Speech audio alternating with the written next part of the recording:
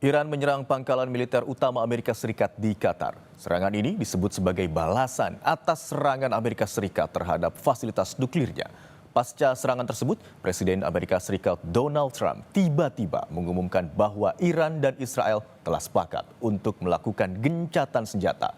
Apa maksud dibalik semua ini? Kita akan membahasnya lebih lanjut bersama dengan Guru Besar Ilmu Politik dan Keamanan Universitas Padjadjaran, Profesor Muradi.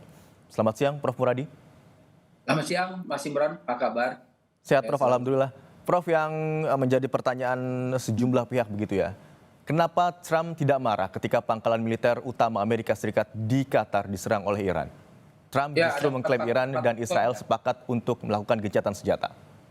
ya, ada empat nih, Mas. Yang pertama memang ini kan dari awal Trump meminta Emir Qatar untuk kemudian melakukan negosiasi terkait dengan ceasefire ataupun gencatan senjata. Yang kedua, bisa jadi misalnya asumsi banyak pihak bahwa serangan Iran ke Qatar itu atau military base US di Qatar itu adalah bagian dari untuk suavokasi. Jadi semacam apa namanya pembalasan supaya tidak terjadi ada perasaan malu ya karena memang dia dianggap tidak ada perlawanan. Yang ketiga, ini yang saya kira penting buat kita semua. Negara-negara yang kemudian ada di belakang Iran dan Israel itu punya masalah sendiri di dalam negeri. Baik Amerika Serikat dengan konteks dalam negerinya, kemudian Rusia sendiri juga. Bahkan China juga kemudian mengalami yang sama. Nah, yang keempat saya kira penting buat kita semua adalah kita berharap bahwa proses ini betul-betul bukan sebagai gimmick belaka ya, tapi memang betul-betul menjadi bagian penting. Karena apa? Karena saya kira respon soft dari Iran bahwa kalau Israel berhenti maka kami berhenti itu adalah saya kira sinyalemen bahwa memang Iran juga menginginkan gencatan senjata dan juga mungkin mengakhiri perang itu sendiri. Menarik di poin keempat tadi, Prof. Ya. Muradi. Berharap bahwa ini bukan sekedar gimmick belaka begitu ya. Yang terakhir kita ketahui, Iran menegaskan belum ada kesepakatan gencatan senjata dengan Israel. Menurut Anda, apakah gencatan senjata akan benar-benar terjadi? Ya, Israel itu kan good boy-nya US ya.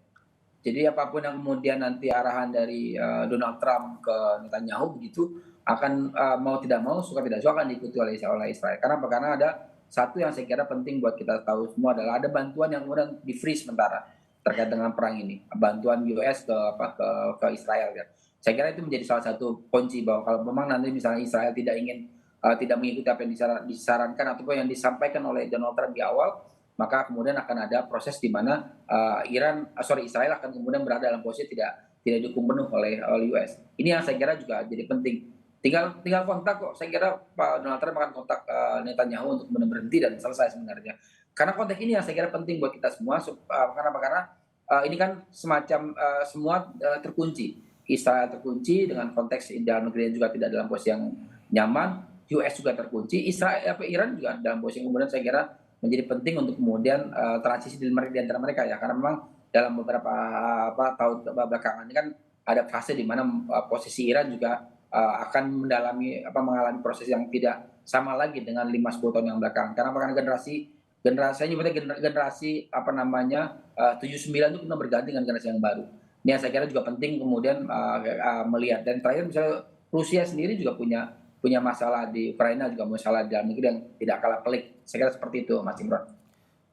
Prof. Muradi, klaim Ya, gencatan senjata yang disampaikan oleh Presiden Amerika Serikat Donald Trump tidak lama setelah Iran melakukan serangan ke beberapa basis militer Amerika Serikat di Qatar begitu ya. Apakah Amerika Serikat merasa menjadi pihak yang dirugikan dengan awalnya ia membantu Israel untuk mengebom 3 situs nuklir Iran? kalau melihat pemberitaan di beberapa TV ya, kan yang 3 tempat itu kan juga tidak rusak parah ya.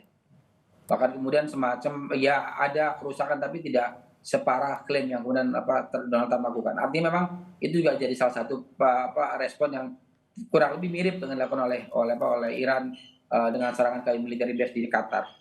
Tidak ada kerusakan, bahkan kemudian banyak misilnya atau rudalnya kemudian tidak sampai pada sasaran target. Itu poin pertama itu. Yang kedua, ya respon keduanya saya kira soft ya. Artinya saya agak bukan bingung ya. Agak kemudian question mark misalnya kemudian pernyataan dari Menlu Iran.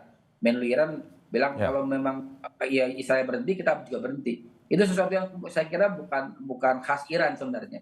Artinya ada pihak ketiga. Nah, pihak ketiga ini yang saya bilang dari awal bahwa ada Emir Qatar yang melakukan pendekatan. Nah, Qatar ini termasuk negara yang di Timur Tengah yang sangat dekat dengan Iran dibanding dengan daerah-daerah, dan menyerang military base di Qatar saya kira itu jauh lebih soft dibanding misalnya menyerang military base US military base di negara lain di Timur Tengah.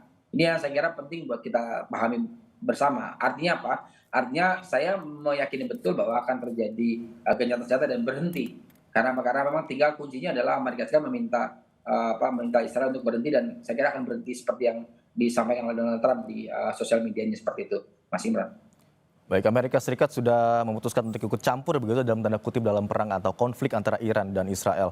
Kemudian bagaimana terkait dengan potensi dari dampak perang atau konflik kedua negara ini akan semakin luas? Ya, kalau saya ada dua skenario besar yang sekiranya penting buat kita pahami bersama. Pertama, ini berkaitan soal Amerika Serikat tidak secara penuh. Saya nyebutnya setengah proksi ya. Ada langkah yang dilakukan oleh Amerika Serikat tapi tidak sepenuh hati. Ini berbeda sekali karakternya dengan ketika mereka membantu Israel dalam berbagai konflik di Timur Tengah. Yang kedua, respon dari Iran sendiri. Respon dari Iran sendiri itu bukan karakter Iran yang ngotot, yang keras dan sebagainya. Artinya buat saya pernyataan Donald Trump, kemudian pernyataan dari Menlu Iran ini adalah bagian penting untuk kemudian kita tunggu bersama. Konflik yang kemudian mereka terjadi akan berhenti dalam mungkin hitungan seperti yang disampaikan Donald Trump. Kenapa? Karena tinggal kuncinya ada di Israel. Israel kemudian berhenti, Iran juga akan berhenti. Artinya apa? Artinya posisi perang kemudian akan tidak terlalu banyak memberikan efek negatif ya. Walaupun sekarang sudah kita rasakan harga minyak sudah jauh melampaui, sudah mendekati angka 70 mungkin 80 US dollar per barel, itu juga agak tertinggi, bahkan prediksi sampai 130 sampai 150 US per barel ya. Itu yang saya kira penting juga untuk kita lihat secara seksama gitu, Mas Imran. Baik, kita harapkan bersama agar konflik antara kedua negara berakhir begitu ya, karena kita ketahui bersama konflik atau perang tidak hanya menimbulkan korban jiwa dan juga kerusakan wilayah, tetapi juga dapat berdampak pada berbagai sektor lainnya. Terima kasih atas waktunya, Prof. Muradi telah bergabung di Kompas siang hari ini.